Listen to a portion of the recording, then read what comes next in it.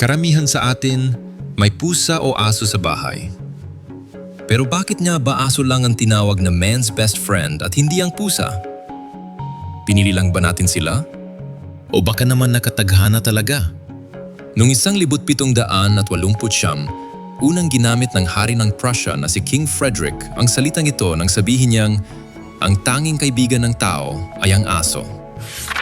At noong 1870, sikat na ipinagtanggol sa korte ng isang abogado ang katapatan ng aso na mas matimbang pa daw kaysa sa ibang tao.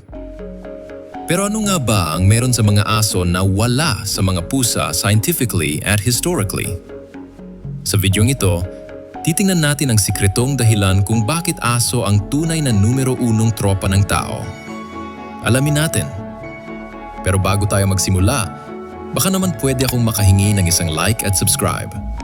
Malaking tulong na yan sa channel. Maraming salamat. Nung unang panahon, wala pang mga alagang aso. Ang mayroon lamang ay mga mababangis na lobo na nakatira sa kagubatan. Sa kabilang banda, wala ring mga alagang pusa. Ang mga ninuno ng mga pusa ay nabubuhay rin sa ligaw at nangangaso para mabuhay. Habang lumilipas ang maraming taon, may ilang lobo na nagsimulang lumapit sa mga kampo ng tao upang kumain ng mga tira-tirang pagkain. Ang mga lobong hindi masyadong agresibo ang mas nakakalapit sa tao. Dahil hindi sila agad tinataboy, mas madali silang nakakahanap ng pagkain at mas mataas ang tsansa nilang mabuhay at magkaroon ng mga anak. Sa pagdaan ng napakaraming henerasyon, ang mga lobong ito ay unti-unting naging mas kalmado, mas palakaibigan, at kalaunan ay naging mga aso. Habang nangyayari ito, napansin din ng tao na malaking tulong ang mga aso. Nagbababala sila kapag may papalapit na panganib. Tinutulungan nila ang tao sa pangangaso. Binabantayan nila ang kampo at kalaunan ay ang tahanan. Dahil dito, parehong nakinabang ang tao at ang aso. Ngayon naman, ano ang nangyari sa mga pusa? Ang mga pusa ay hindi talaga lumapit sa tao para makipagtulungan. Lumapit sila dahil sa mga daga. Nang magsimula ng mag-imbak ng pagkain ng tao, dumami ang mga daga. Dahil mahuhusay manghuli ang mga pusa, kusa silang pumunta sa mga lugar na maraming pagkain para sa mga daga. Napansin ng tao na malaking tulong ang mga pusa sa pagkontrol ng mga peste. Kaya sa halit na itaboy ang mga ito, hinayaan silang manatili sa paligid. Mapapansin na magkaiba ang naging simula ng relasyon ng tao sa aso at pusa.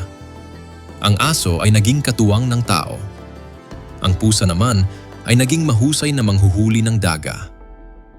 Dito nagsisimulang lumabas ang pinakamalaking pagkakaiba nila. Ang mga ninuno ng aso ay mga lobo na likas na namumuhay bilang grupo. Kapag nangangaso ang mga lobo, nagtutulungan sila. May leader, may sumusunod, at bawat isa ay may papel. Dahil dito, madali para sa mga aso ang makipagtulungan sa tao. Para sa kanila, parang naging bagong grupo nila ang mga tao. Samantala, ang mga ninuno ng pusa ay kadalasang nag-iisang nangangaso. Hindi nila kailangang makipagtulungan sa ibang pusa para mabuhay. Kaya hanggang ngayon, mas independent pa rin ang karamihan sa mga pusa. Isa pa sa malaking dahilan ay ang kakayahan ng aso na basahin ng tao. Ipinapakita ng mga pag-aaral na mahusay ang mga aso sa pagtingin sa ating mukha, pagtukoy sa ating emosyon, at pagsunod sa ating kilos. Kapag itinuro mo ang isang bagay, madalas ay agad nilang naintindihan kung saan sila titingin. Ang kakayahang ito ay hindi kasing lakas sa mga pusa dahil hindi sila dumaan sa parehong uri ng pakikipagtulungan sa tao sa loob ng libu-libong taon. May isa pang nakakagulat na natuklasan ng siyensya. Kapag nagkakatitigan ng tao at ang kanyang aso, tumataas ang oxytocin, na tinatawag ding bonding hormone. Ito rin ang hormone na tumutulong sa matibay na ugnayan ng mga magulang at anak. Ibig sabihin, may biological na dahilan kung bakit napakalapit ng samahan ng tao at aso. Hindi ibig sabihin nito na hindi mahalaga ang mga pusa. Sa katunayan, napakahalaga rin ang naging papel nila sa kasaysayan. Kung wala ang mga pusa, maaring mas maraming pagkain ang nasira noon dahil sa mga daga. Hanggang ngayon, milyon-milyong tao sa buong mundo ang nagmamahal sa kanilang mga pusa. Pero kung ang pag-uusapan ay pakikipagtulungan, pagsunod, pagbabantay, pagprotekta, at kakayahang bumuo ng napakalalim na samahan sa tao, dito talaga naging kakaiba ang aso. Kaya ang bansag na man's best friend ay hindi lang nabuo dahil sa isang sikat na talumpati noong 1870.